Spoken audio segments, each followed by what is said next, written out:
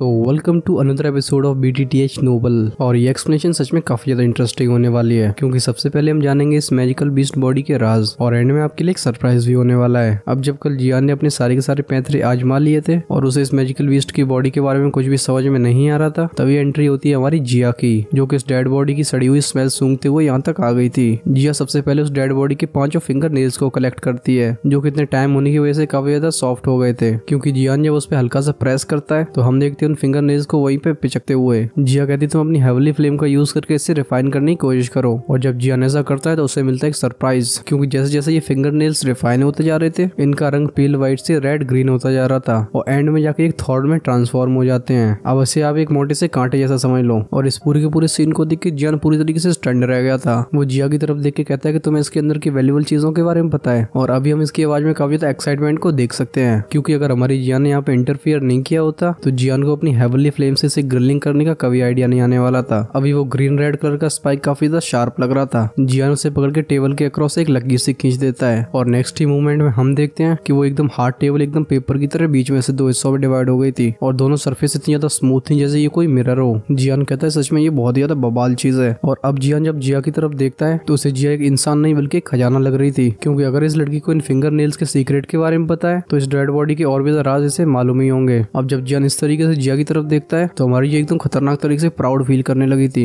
जिया कहती है तुम इसको और ज्यादा रिफाइन करके मेरे लिए एक नकल ग्लव बनाओ, जिसे पहन के मैं फ्यूचर में बंदों की बैंड बजाया करूंगी, और यही मेरा सबसे फेवरेट वाला वेपन होने वाला है। ये सुन के जियान थोड़ा सा स्टार्टर्ड हो गया था। हम देखते हैं उसे दोबारा से उस स्पाइक को देखते हुए, तभी जियान इमेजिन करता है कि इसे जिया यूज कर रही है। अब ऑलरेडी क्योंकि जिया की स्ट्रेंथ इतनी ज्यादा भयंकर है तो इन दोनों का कॉम्बिनेशन तो बहुत ही ज्यादा डेडली होने वाला है। और इस बात को सोच के जियान की भी एक चिल फैल जाती है, क्योंकि फ्यूचर में अगर जिया इससे एक दोहुआंग लेवल के वॉरियर से फाइट करती है तो जिया के बस एक पंच से उसे बहुत ही ज्यादा सीरियस इंजरीज का सामना करना पड़ सकता है। अब खैर इस मैजिकल बीस्ट की डेड बॉडी के सीक्रेट्स जानने के लिए जियान इतना ज्यादा एंग्शियस हो रहा था कि उससे जिया की इन छोटी मोटी रिक्वेस्ट से कोई परेशानी नहीं थी। वो इस स्पाइक को नीचे रखे और भी फिंगर नेल्स को उठा लेता है। सो यहाँ पे ये बात क्लियर हो गई है कि जियान ने उसमें से एक ही फिंगर नेल को रिफाइन किया था। जियान एक फ्लिक करता है जिससे उसकी हेवली फ्लेम उसके सामने फ्लोट करने लगती है, जिसमें जियान एक और फिंगर नेल को फेंक देता है। फिर जियान की जैसे ही ग्लेज्ड लोटस हार्ट फ्लेम का टेम्परेचर बढ़ता है, हम दोबारा से उस फिंगर नेल में वही चेंजेस होते हुए देख सकते हैं। हमारे सामने वो धीरे धीरे पेल व्हाइट से ग्रीन रेड होने लगा था। खैर बाकी के बचे ऑटो नेल्स भी सेम चेंजेस को दिखाते हैं। अब उन सबका वो मटीला रंग हट चुका था और एक रेड ग्रीन कलर ने उन्हें कवर कर लिया था। वहीं पे उनका साइज भी काफी ज्यादा छोटा हो गया था। खैर जियान के सामने ग्रिलिंग करीब आधे घंटे तक चलती रहती है। और रिफाइनिंग कंप्लीट होने के बाद हम 9 फिंगर नेल्स को गिरते हुए देखते हैं, जिनकी तरफ जियान अपने हाथ को एक बार घुमाता है, जिससे वो फ्लोट करते हुए सामने की आधी टेबल पे आ गए थे। अब इन 10 स्पाइक्स को ग्रिल करने के लिए जियान को काफी ज्यादा एग्जॉस्ट होना पड़ा था, क्योंकि जियान का फेस अब काफी ज्यादा पेल व्हाइट सा लग रहा था। खैर वो एक लंबी सांस लेने के साथ अपना पसीना पहुंचता है। तभी हमारा ध्यान जाता है साइड में जिया पे, जो कि बड़ी खुशी के साथ एक फिंगर नेल को उठा के देखती है। और जब वो पूरी तरीके से सेटिस्फाइड हो गई थी तो वो सारे के सारे फिंगर नेल्स को अपने स्टोरेज पाउच में रख लेती है। और ऑफ कोर्स जिसके बाद वो अपनी मुस्कान की चमकान जियान को दिखाना नहीं भूलती। जियान जिया की तरफ देख के पूछता है कि मेरी हेवनली फ्लेम की रिफाइनिंग के बाद ये इस तरीके से टर्न होंगे, ये तुम्हें आखिर कैसे पता था? क्योंकि जिस तरीके से जिया ने जियान को गाइड किया था, ये बात तो क्लियर हो गई थी कि जिया को ये सब पहले से ही पता है, वरना ये तो बिल्कुल पॉसिबल नहीं था कि जिया का ध्यान सबसे पहले उन फिंगर नेल्स के ऊपर जाए। खैर जियान का ये सवाल सुन के जिया अपनी आईब्रोज थोड़ी सी नेट कर लेती है। वो थोड़े से हेजिटेशन के साथ कहती है कि मैं इसे लेके काफी ज्यादा अनसर्टन हूँ, लेकिन खैर जो भी है मुझे एक फीलिंग आ रही थी कि चीजें ऐसे ही होंगी। और जब मैंने इन फिंगर नेल्स को देखा था तो ये फीलिंग और भी ज्यादा स्ट्रॉन्ग हो गई थी, जिस वजह से मैं तुम्हारे सामने उन्हें लेके आ गई थी। ये सुन के जियान का एक्सप्रेशन और भी ज्यादा सीरियस हो गया था। वो दोबारा से अपना सर घुमा के उस मैजिकल बीस्ट की कॉर्प्स की तरफ देखता है, जिसके उसने कई टुकड़े कर रखे थे। वो बड़बड़ाती हुए कहता है कि तुम मुझसे ये मत कहना कि ये चीज तुमसे सच में रिलेटेड है, लेकिन खैर चाहे कुछ भी हो, इसे मरे हुए काफी ज्यादा टाइम हो चुका है और इस वजह से हम इसकी ओरिजिनल शेप के बारे में कुछ पता नहीं लगा सकते। इसका रिप्लाई करते हुए जिया एक स्माइल के साथ कहती है कि ये मेरी स्पीशीज से डेफिनेटली बिलोंग नहीं करता है, क्योंकि इसे देख के हमेशा मुझे एक डिस्कम्फर्ट फील होता है, और खासकर जब तुमने इसके टुकड़े टुकड़े कर डाले तो इस बात से तो मुझे बहुत ज्यादा खुशी हो रही है। ये सुनकर जिया एकदम स्टंट रह गया था। वो कहता है तुम्हें खुशी हो रही है? क्या ये सच में तुम्हारी एनिमी ट्राइब से बिलोंग करता है? जिया अपना सिर हिलाती हुई कहती है कि इसके बारे में मुझे कुछ नहीं पता, मुझे तो इवन ये नहीं पता है कि मैं किस तरीके के बीस्ट हूँ। खैर इस बारे में मुझे घंटा फर्क भी नहीं पड़ता। अब खैर जिया इसके बारे में और भी ज्यादा बात नहीं करना चाहती थी, तो जियान भी इस बात को समझ जाता है। वो टॉपिक को चेंज करते हुए कहता है कि चलो इसके बारे में हम और बात नहीं करेंगे, तुम आगे मुझे ये बताओ कि इस डेड बॉडी के साथ आगे क्या करना चाहिए। ये सुन के जिया अपने हाथ को वेव करते हुए कहती है कि इसे जला डालो, जिसके बाद डेफिनेटली तुम्हें अपने आंसर मिल जाएंगे। खैर अब जिया के ऊपर जियान को विश्वास हो गया था, इस वजह से वो भी फालतू के क्वेश्चंस नहीं पूछता है। जियान के हाथ से एक सक्शन फोर्स क्रिएट होता है, जिससे एक बड़ा सा फ्लैश का टुकड़ा उसके सामने आ गया था। हम देखते हैं जियान को अपना मुंह खोलते हुए, जहाँ से एक बड़ी सी ग्रीन कलर की फ्लेम बाहर आ जाती है, जिस जिसने इस फ्लैश के क्लस्टर को पूरी तरीके से कवर कर लिया था। इस फ्लैश के कांटेक्ट में आती हेवनली फ्लेम का टेम्परेचर बहुत तेजी से राइज होने लगता है और अब हेवनली फ्लेम इसके अंदर एंटर भी कर चुकी थी। अब जैसे जियान टेम्परेचर को और भी बढ़ाने की कोशिश करता है, हमें यहाँ से चीची का साउंड आते हुए सुनाई देता है और अब इसका साइज भी बहुत ही तेजी से श्रिंक होता जा रहा था। अब जियान की ये गर्लिंग करीब 5 मिनट तक चलती रही थी और तब तक इस फ्लैश का साइज टेबल से लेके एक हेड का रह गया था और अब उसका वो व्हाइट कलर भी डिसअपियर हो गया था और इसे कवर कर लिया था एक हरे और लाल रंग ने। जैसे जैसे फिल्म की डेंसिटी और भी ज्यादा बढ़ती जाती है, ये रेड ग्रीन कलर और भी ज्यादा डेंस होता जा रहा था और एंड में जाके पूरी तरीके से मिक्स हो जाता है। खैर ये पूरा मामला एंड में जाके एक हरे और लाल कलर के ब्लड में चेंज हो गया था और इस ग्रीन रेड ब्लड के ड्रॉप को देख के जियान काफी ज्यादा खुश हो गया था, जो कि इस हेवनली फ्लेम की रिफाइनिंग से बाहर आके धरती पे टपक जाता है। पर हमारे जियान के हाथ भी काफी ज्यादा तेज थे, इससे पहले ये नीचे गिर पाता वो अपनी स्टोरेज रिंग से एक जेट बोतल को निकाल के उसे स्टोर कर लेता है। खैर जब फाइनली जियान ने इस ड्रॉप ऑफ ब्लड को सेव कर लिया था तो हम देखते हैं उसके फेस पे एक रिलीफ वाला एक्सप्रेशन, जिसके बाद जियान का दोबारा ध्यान जाता है अपनी हेवनली फ्लेम पे और अब तक ये फ्लैश पूरी तरीके से डिसअपियर हो गया था। इस रिफाइनिंग से इवन एक राख का टुकड़ा भी नहीं बचा था। जियान जब अपनी उंगलियों को फ्लिक करता है तो जियान की जेड ग्रीन फ्लेम भी एकदम डिसअपियर हो गई थी। जियान उस ड्रॉप ऑफ ब्लड की बोतल को अपने नाक के पास लाके से थोड़ा सा स्निफ करता है, जिससे उसकी नाक में एक रिच और वायलेंट एनर्जी सीधा एंटर कर जाती है और ये फील करके जियान एकदम शॉक्ड रह गया था।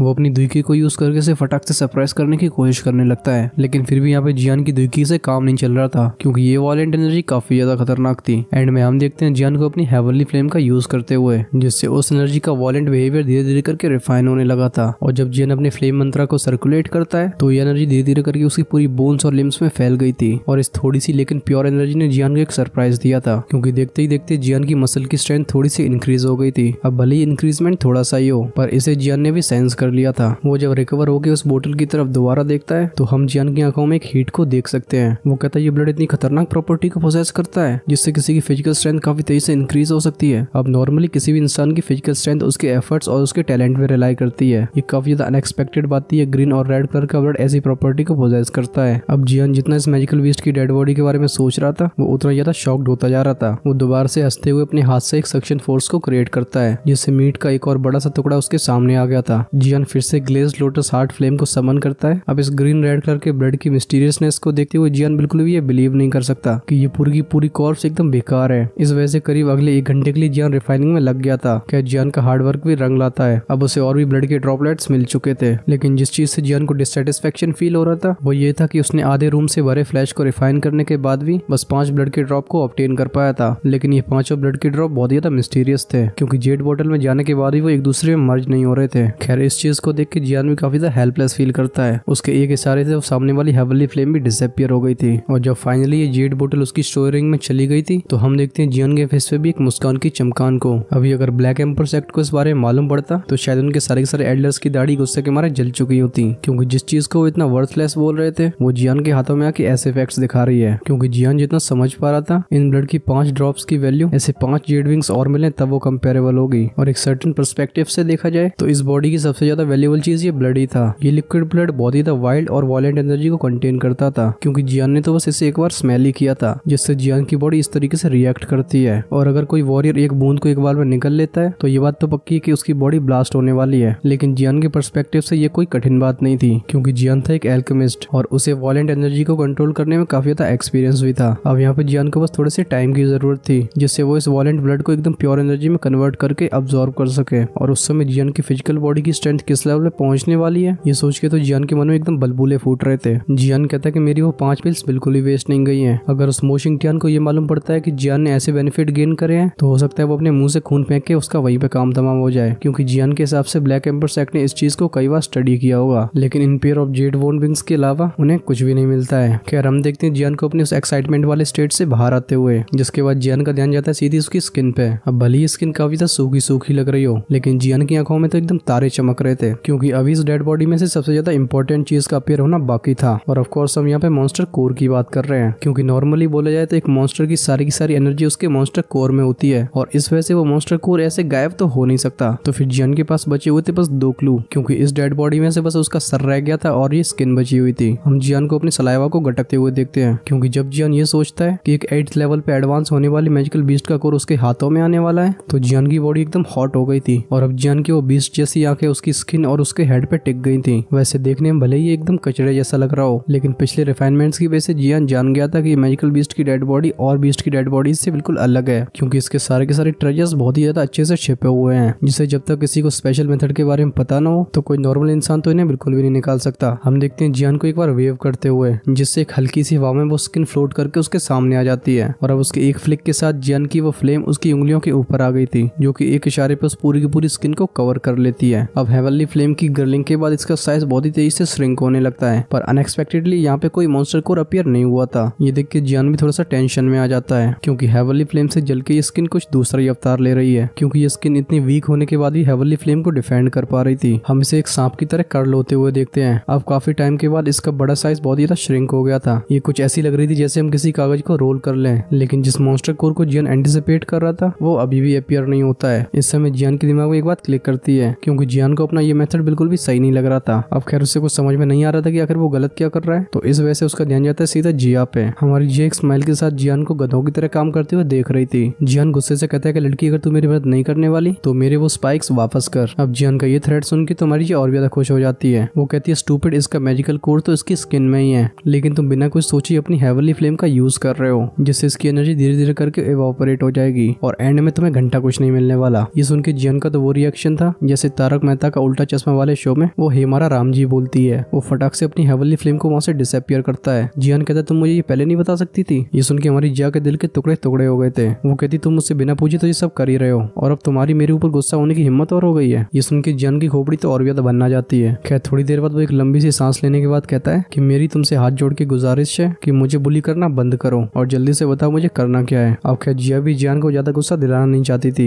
वो कहती कि ड्राई स्किन पे पहले एक ब्लड का ड्रॉप डालो, जिसके बाद तुम अपनी हेवनली फ्लेम का यूज करके इसे ग्रिल कर सकते हो और तब तुम्हें दिखाई देगा इसका मॉन्स्टर कोर। अब यहाँ पे जियान हमारा काफी ज्यादा हेजिटेट करने लगा था। वो कहता है आर यू श्योर, क्योंकि वो उस रेड ग्रीन कलर के ब्लड को बिल्कुल भी इस्तेमाल नहीं करना चाहता था। पर हमारी ये जब ये सुनती तो और ज्यादा गुस्से में आ गई थी। वो कहती है अगर तुम्हें मेरे ऊपर भरोसा ही नहीं है तो मुझसे सब सवाल ही क्यों पूछ रहे हो। तुम्हें जो करना है अपने आप कर सकते हो, लेकिन जब बाद में तुम मेरे पास रोते हुए आओगे तब मैं भी इस इश्यू को लेके कुछ नहीं कर पाऊंगी। ये सुन के जियान अपनी पूरी ताकत लगा के कहता है कि चलो एक बार मैं तुम पे भरोसा कर लेता हूँ। हम देखते हैं जियान को अपने हाथ को फ्लिप करते हुए, जिससे वो खून की बूंद की बोतल उसके हाथ में आ जाती है। अब जियान बड़े ध्यान से अपनी स्ट्रेंथ को कंट्रोल कर रहा था। हम जियान के सामने एक ब्लड की ड्रॉपलेट को फ्लोट करते हुए देख सकते हैं। इस ड्रॉप को देख के जियान के दिल में काफी ज्यादा दर्द हो रहा था, क्योंकि उस पूरे के पूरे फ्लैश को रिफाइन करके जियान को बस 5 ड्रॉपलेट्स ही मिले थे, जिसमें से एक ड्रॉपलेट को उसे यहीं पे यूज करना होगा। अगर यहाँ पे बात मॉन्स्टर कोर की नहीं होती तो जियान को कोई मार मार के अधमरा कर दे तब भी वो इसे यूज नहीं करता। खैर वो अपने दिल पे पत्थर रख के अपनी उंगलियों को एक बार फ्लिक करता है, जिससे वो ब्लड का ड्रॉपलेट सीधा उस स्किन में जाके मिल जाता है। और ये सूखी स्किन तो इसका लग रहा है बहुत ही टाइम से इंतजार ही कर रही थी, क्योंकि आधे सेकंड के अंदर इसने इस ड्रॉपलेट को पूरी तरीके से एब्जॉर्ब कर लिया था। हम इस मैजिकल बीस्ट की स्किन को एक स्नेक की तरह विगल करते हुए देखते हैं। जहाँ पे वो ब्लड का ड्रॉप लैंड हुआ था वहां से ग्रीन रेड कलर फैलना शुरू हो जाता है और इसकी फैलने की स्पीड काफी ज्यादा फास्ट थी, क्योंकि इसने कुछ ही सेकंड्स के अंदर इस पूरी की पूरी स्किन को ट्रांसफॉर्म कर दिया था। अब ये ग्रेइश व्हाइट कलर पूरी तरीके से ग्रीन रेड कलर में चेंज हो गया था और तो और जो स्किन पूरी तरीके से ड्राई और साइलेंट लग रही थी, हम इनमें से काफी शॉकिंग एनर्जी रिपल्स को रिलीज होते हुए देखते हैं। इस ट्रांसफॉर्मेशन को देख के जियान की आंखों में हम जॉय को क्लियरली देख सकते हैं। तभी साइड से जिया की आवाज आती है कि तुम अपनी हेवनली फ्लेम का यूज क्यों नहीं कर रहे हो, क्या तुम इस पूरी एनर्जी का स्कैटर होने के लिए वेट कर रहे हो। ये सुन के जियान थोड़ा सा स्टार्टल्ड हो गया था। एक थॉट के साथ ही उसकी वो फ्लेम मूव करना शुरू कर देती है। देखते देखते हमारी आंखों के सामने जियान की उस हेवनली फ्लेम ने स्किन को दोबारा से कवर कर लिया था। पर अब जब ये रिफाइनिंग कंटिन्यू चलती है तो वो पुराना वाला सीन बिल्कुल भी रिपीट नहीं होता, बल्कि इस मैजिकल बीस्ट की स्किन में से हम एक धुएं को निकलते हुए देखते हैं, जिसका कलर भी रेड ग्रीन था और हाई टेम्परेचर की वजह से स्किन धीरे धीरे करके मेल्ट होने लगी थी। वहीं पे जियान इस फॉग में से काफी ज्यादा फ्राइटनिंग एनर्जी को फील कर पा रहा था। पर जब वो स्किन को मेल्ट होते हुए देखता है तो उसकी खुशी का तो कोई ठिकाना नहीं रह गया था। वो बहुत जल्दी अपनी फ्लेम का टेम्परेचर इंक्रीज करने लगता है, जिससे वो लाल और हरे कलर का फॉग और भी ज्यादा डेंस हो जाता है और अंत में आके तो ये पूरा का पूरा रूम इस फॉग से भर जाता है। इस फॉग ने अब बादलों जैसा शेप ले लिया था, जिसमें से जियान और जिया दोनों ही बहुत ज्यादा खतरनाक एनर्जी का प्रेशर फील कर पाते हैं। जियान एक सीरियस एक्सप्रेशन के साथ कहता है ये तो बहुत ज्यादा डेंस प्रेशर है। हम उसे जिया को पीछे पुल करते हुए भी देखते हैं, क्योंकि अब जियान के एक इशारे पे उसकी वो ग्रीन लोटस हार्ट फ्लेम और भी ज्यादा हॉट हो जाती है, जिससे ये रूम पूरी तरीके से अवन बन गया था। और अब जो और भी ज्यादा फॉग रिलीज होता है उसने स्कैटर होना बिल्कुल बंद कर दिया था। ये सारा का सारा फॉग उस रूम के ऊपर इकट्ठा हो जाता है, जहाँ पे हम किसी मैजिकल बीस्ट के डीप रोर को सुन सकते हैं। जब जियान इस दहाड़ को सुनता है तो उसका खून भी अपने आप खोलने लगा था। इससे जियान इतना शॉक हो गया था कि वो अपनी दुखी का इस्तेमाल करने लगता है, जिससे वो अपने ब्लड को थोड़ा सा सप्रेस कर सके। खैर जैसे ही वो अपनी इस बॉडी की एजिटेशन को फील कर रहा था तभी जियान के पीछे से एक और एनर्जी की मूवमेंट होती है। हम देखते हैं जियान को पीछे मुड़ते हुए, जहाँ पे जिया की बॉडी को एक पर्पल कलर की लेयर ने कवर कर रखा था और इस एनर्जी से जियान को बहुत ज्यादा भयानक और फील हो रहा था। वहीं पे जिया की आंखें भी पूरी तरीके से पर्पल हो चुकी थी और जिया जब उन क्लाउड्स की तरफ देखती है तो जियान की बॉडी तो एकदम कांप जाती है, क्योंकि उस नजर में बहुत ज्यादा वाइल्डनेस वीकनेस थी। अभी जिया को देख के तो ऐसा लग रहा है जैसे वो अपने सबसे बड़े एनिमी को देख रही है। इस अनयूजुअल सिचुएशन को देख के जियान एकदम चिल्लाने लगता है। वो अपनी पूरी दुकी का यूज करके कहता है जिया, और ये आवाज भी जिया के कानों तक पहुंच जाती है। जैसे जैसे वो रिकवर होती जा रही थी, हम उसके अराउंड से वो पर्पल ग्लो को डिसअपीयर होते हुए देख सकते हैं। वो जियान की तरफ कंफ्यूजन से देख के कहती है कि यहाँ पे हुआ क्या है। जिया के इस बिहेवियर को देख के जियान काफी ज्यादा सीरियस हो गया था, और अब जियान के दिल को एक आवाज हो गया था कि ये मिस्टीरियस मैजिकल बीस्ट की कॉर्प्स कोई बिल्कुल ऑर्डिनरी चीज नहीं है, और इससे जिया की ओरिजिनल फॉर्म का कोई ना कोई रिलेशन तो है ही। जियान कहता है कि आखिर ये मैजिकल बीस्ट है कौन, क्योंकि इतने सालों से डेड होने के बाद भी इतनी खतरनाक एनर्जी को कंटेन करता है। खैर, जब ये सब विचार जियान के दिमाग में चल रहे थे, तभी हमें इस रूम में से चीची की आवाज सुनाई देती है। जब जियान अपना सर घुमा के देखता है तो उसे दिखाई देती है मैजिकल बीस्ट की वो ड्राई स्किन, जो कि अगले पल में हेवनली फ्लेम से जलने की वजह से पूरी तरीके से राख में बदल जाती है। और जब ये राख स्कैटर होती है तो इसने ग्राउंड में एक हल्की सी लेयर बना ली थी, और इस मैजिकल बीस्ट की स्किन के डिसअपीयर होते ही वो ग्रीन रेड कलर का फॉग भी इंक्रीज होना बंद हो गया था। लेकिन अब हम इन लाल और हरे कलर के बादलों में थोड़ी सी रिपल्स को आते हुए देख सकते हैं। और अगर हम थोड़ा सा ध्यान से देखें तो इन बादलों के सेंटर पे एक वॉर्टेक्स बन चुका था, जिसके अराउंड में वो सारे के सारे क्लाउड धीरे धीरे करके रोटेट करने लगते हैं। और जैसे ये बादलों का घूमना शुरू होता है, हमें इस वॉर्टेक्स में एक वाइल्ड एनर्जी एंटर होती हुई दिखाई देती है। और जैसे जैसे और एनर्जी इसमें एंटर कर रही थी, अब वो बादल भी धीरे धीरे करके श्रिंक होने लगे थे। खैर, ऑफ कोर्स ये बिल्कुल नॉर्मल बात है, क्योंकि एनर्जी वहीं से आ रही थी। इस चेंज को देख के जियान को कोई ज्यादा खुशी होती नहीं है, बल्कि वो एक सीरियस एक्सप्रेशन के साथ जिया को लेकर पीछे 2 कदम हट गया था, और उसकी बॉडी की दुकी भी अपने आप सर्कुलेट होना शुरू हो जाती है, क्योंकि यहाँ पे सडनली कोई भी सिचुएशन क्रिएट हो सकती है। लेकिन जो परेशानी जियान एक्सपेक्ट करता है वो अपीयर होती नहीं है। बस अब वो वॉर्टेक्स और भी ज्यादा तेजी से घूमने लगा था, जिसके बाद वो फाइनली लास्ट एनर्जी का थ्रेड भी अब्सॉर्ब कर लेता है। अब जब वो ग्रीन रेड क्लाउड खत्म हो गए थे तो वो वॉर्टेक्स भी थोड़ी देर के लिए पॉज हो गया था। अब इस चेंज को जियान काफी ज्यादा ध्यान से देख रहा था। हम उसके सामने एक जेड ग्रीन कलर की फ्लेम को अपीयर होते हुए देखते हैं, क्योंकि ये वॉर्टेक्स अचानक से एकदम ग्लो करता है। ये लाइट बस 1 सेकंड के लिए एरप्ट हुई थी, जिससे जियान की आंखें भी थोड़ी देर के लिए बंद हो जाती हैं। लेकिन जियान जो आगे देखता है उससे मिलता है उसे बहुत ही बड़ा सरप्राइज, क्योंकि जियान की आंखों के सामने एक उबड़ खाबड़ क्रिस्टल बॉडी फ्लोट कर रही थी, जिसका रंग भी ग्रीन और रेड था। इसके अराउंड में हम एनर्जी को रोटेट करते हुए भी देख सकते हैं। पर सीन यहाँ पे ये था कि जब ये एनर्जी थोड़ी सी रोटेट करती है, हम देखते हैं इसके अराउंड में स्पेस को डिस्टॉर्ट होते हुए। अभी जियान भी इस क्रिस्टल बॉडी को काफी ज्यादा ध्यान से देख रहा था, जो कि बहुत ज्यादा फ्राइटनिंग अमाउंट में एनर्जी को कंटेन करती थी।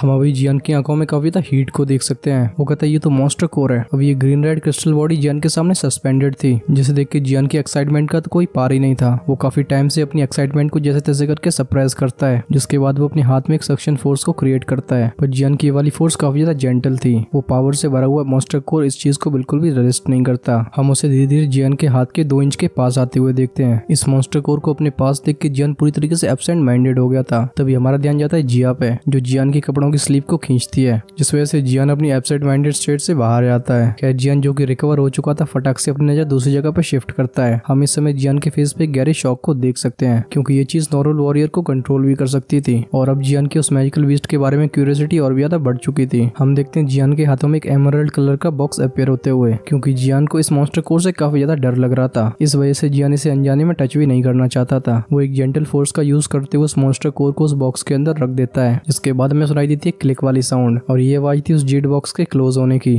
जिसने उस मॉन्स्टर कोर को पूरी तरीके से सील कर दिया था। अब खैर इस प्रोसेस के खत्म होने के बाद ही जियान के फेस पे एक रिलीफ वाली स्माइल भी आ गई थी। हम उसे इस जेड बॉक्स को अपनी स्टोरेज रिंग में रखते हुए देखते हैं, लेकिन इस छोटे से काम को करते हुए भी जियान के फोरहेड पे थोड़ा सा पसीना जाता है। जियान ये भी डिस्कवर करता है कि उसके पूरे कपड़े पसीने से भीग चुके हैं। जियान उस दहाड़ के बारे में सोच के और भी ज्यादा डर रहा था। जियान कहता है कि बस ये डेड बॉडी जो कि कई सालों से डेड पड़ी हुई है, इसने मुझे इतनी ज्यादा मिजरेबल स्टेट में ला दिया है। और सच में जियान की इस सुपरनेचुरल लेवल की चीज से पहली बार इनकाउंटर हुआ था। खैर जियान काफी ज्यादा लकी और जॉयफुल फील कर रहा था, क्योंकि आज रात उसने चाहे कितना भी बड़ा डेंजर फेस किया हो, लेकिन जो उसे रिवॉर्ड मिला है वो इस सारे सारे दुख और दर्द से बढ़ के ही है। तभी हमारा ध्यान जाता है साइड में खड़ी जिया पे, जो कि अपने मुंह को दोनों हाथों से ढक के हंसे जा रही थी। वो कहती ये तो बस एक डेड बॉडी थी और तुम्हारी इससे ये हालत हो गई, ये तो सच में तुम्हारे लिए काफी ज्यादा शेमफुल बात है। ये सुन के जियान दोबारा से जिया की तरफ घूरने लगता है, पर जब वो याद करता है कि सारी की सारी चीजें उसे जिया की वजह से ही मिली है, तो वो भी कोई आगे बहस करना नहीं चाहता था। जियान बड़े ऑकवर्ड एक्सप्रेशन से जिया के हेड को रब करता है। वो कहता है कि चलो ये मैटर तो खत्म हो गया, अब तुम भी जाके वापस रेस्ट करो, लेकिन ये याद रखना कि आज जो यहाँ पे हुआ है उसके बारे में किसी को मेंशन मत करना, क्योंकि भले ही जियान इस मैजिकल बीस्ट के ओरिजिन के बारे में काफी ज्यादा अनसर्टेन फील कर रहा हो, लेकिन आज के सारे इंसिडेंट्स की वजह से ये बात तो क्लियर हो गई थी कि ये चीज कोई ऑर्डिनरी बीस्ट नहीं था, और अगर कहीं पे ये बात फैल जाती है तो जियान को एक बड़ी मुसीबत का सामना करना पड़ सकता है। और इस पॉइंट को तो हमारी जिया भी समझती थी, इस वजह से वो भी जियान के साथ आर्ग्यूमेंट नहीं करती है। और दूसरा रीजन ये था कि वो 10 स्पाइक्स काफी ज्यादा शार्प थे और उनसे जिया पूरी तरीके से सेटिस्फाइड हो चुकी थी। हम देखते एकदम स्वैग में उसे बाहर जाते हुए। खैर इस छोटी सी मुसीबत को भेजने के बाद जियान काफी ज्यादा रिलीफ फील कर रहा था। जियान के एक इशारे पे वो दरवाजा भी बंद हो जाता है। आज की इस एक्टिविटी से जियान बहुत ज्यादा एग्जॉस्ट एग्जॉस्ट हो चुका था। हम जियान को उसके बेड पे गिरते हुए देखते हैं और उसके फिंगर के एक फ्लिक से इस रूम की लाइट भी डिम हो जाती है और इस तरीके से एंड होता है इस डेंजर से भरी नाइट का। अब हालांकि प्रोसेस काफी ज्यादा रिस्की था पर जियान को भी एक्सट्रीमली रिच रिवॉर्ड्स मिले थे और अब समय आ गया था सुबह का, जहाँ पे हम एक क्रैक की आवाज के साथ उस डोर को खुलते हुए देखते हैं और ऑफ कोर्स जियान अपने कमरे से बाहर आता है। जब सीधी सनलाइट उसकी आंखों पे पड़ती है तो हम देखते हैं उसकी आंखों को सिकुड़ते हुए। अब भाई मैं जो यहाँ पे बोल रहा हूँ वो काफी क्लीशे सा लग रहा है मुझे। अगर तुम चाहते हो कि मैं इसे स्किप करूँ तो कमेंट्स में जरूर बताना। अभी जियान की बॉडी में उसकी दुखी काफी ज्यादा अच्छे से फ्लो कर रही थी। अपनी बॉडी में इतनी स्ट्रेंथ को पाकर जियान भी काफी ज्यादा खुश था। हम देखते हैं जियान को एक पंच आगे की तरफ शूट करते हुए। उसकी इस टेक्निक से हवा में एक बबल सा क्रिएट हो जाता है। अब ये वाली फिस्ट के लिए एक प्रोफाउंड लेवल की टेक्निक हो, लेकिन इसके पीछे जियान की पावरफुल दुखी का काफी ज्यादा खतरनाक मोमेंटम भी था। जियान का फिस्ट अटैक जब आगे जाता है तो हम इस कोर्टयार्ड की सारी लीव्स को उड़ते हुए देखते हैं। खैर एक सेकंड बाद जियान अपनी इस टेक्निक को वापस से विड्रॉ कर लेता है। अब जियान को इस बात की कोई क्लैरिटी तो नहीं थी कि इतनी स्ट्रेंथ में इंक्रीजमेंट उस ब्लड को सूंघने की वजह से हुई है, जो कि काफी ज्यादा वाइल्ड और वायलेंट एनर्जी को कंटेन करता है। लेकिन जियान को ये तो बिल्कुल ही पता था कि उसकी अभी की स्ट्रेंथ पास्ट से थोड़ी सी स्ट्रॉन्ग तो है। खैर जब जियान ये सब सोच रहा था तभी हमें क्लैप क्लैप की साउंड सुनाई देती है। उसके बाद ही में सुनाई देती है किसी के हंसने की आवाज। वो कहता है क्या पावरफुल दुखी है, क्योंकि मैं तुमसे काफी ज्यादा दूर खड़ा हूँ लेकिन फिर भी मेरी बॉडी की दुखी पूरी तरीके से हिल चुकी है। सच में एक दो हुआंग लेवल की वर्ड की स्ट्रेंथ बिल्कुल वेल डिजर्व्ड है। जियान का ध्यान भी इस आवाज की तरफ चला जाता है, जहाँ पे जियान को दिखाई देता है उसका सेकंड ब्रदर शाओली। वो इस कोर्टयार्ड के एंट्रेंस के पास एक स्माइल के साथ खड़ा हुआ था। जियान कहता है सेकंड ब्रदर। शाओली पास आते हुए एक अनसर्टेनिटी के साथ कहता है कि तुम्हारी पावरफुल दुखी को देख के मुझे ऐसा लगता है कि तुम्हारी पावर दो हुआंग के इनिशियल स्टेज की तो है नहीं। क्या मेरी बात ये सही है? क्योंकि इससे पहले शाओली कई दो हुआंग के इनिशियल क्लास के लोगों को मिल चुका है, लेकिन किसी की दुखी ने उसकी दुखी को इस तरीके से एजिटेट नहीं किया। जियान उसका रिप्लाई करते हुए कहता है कि मुझे 4 स्टार दो हुआंग पे कंसिडर कर सकते हो। जियान शाओली के सामने कुछ भी छिपाना नहीं चाहता था। अब ऑफ कोर्स भले ही जियान अपने आप को 4 स्टार दो हुआंग बता रहा हो, लेकिन जियान की रियल स्ट्रेंथ तो दो हुआंग के पीक की है और अगर जियान अपने ट्रम्प कार्ड्स का यूज करे तो वो एक एलिट दोजोंग से भी फाइट कर सकता है। उस समय जियान के लिए बस एक डिसएडवांटेज था। जियान को जब भी दोजोंग लेवल के फाइटर से फाइट करनी पड़ती वो हमेशा अपनी जान को रिस्क में डालता था। अब खैर इस आंसर के लिए शाओली थोड़ा सा प्रिपेयर्ड तो था ही, लेकिन जब वो जियान के मुंह से 4 स्टार की बात सुनता है तो हम उसे एकदम डम्फाउंडेड होते हुए देखते हैं। वो अपना सिर हिलाते हुए कहता है कि तुम्हारी प्रैक्टिस की स्पीड देखते हुए लगता है कि मुझे तो अपनी कल्टीवेशन बिल्कुल बंदी कर देनी चाहिए। तभी जियान शाओली को थोड़ा सा स्टडी करता है। अब खैर उसकी आईसाइट को देख के उसे इजिली मालूम पड़ गया था कि शाओली भी अभी दो वांग के पीक पे पहुंच चुका है। जियान कहता है सेकंड ब्रदर आप भी दो वांग के पीक पे पहुंच चुके हो, इस वजह से आपकी स्पीड भी बिल्कुल कम नहीं है और जैसे ही आप दो हुआंग में ब्रेक थ्रू कर लेते हो तो आपकी वो लाइफ डिवावरिंग पिल की चिंता भी खत्म हो जाएगी।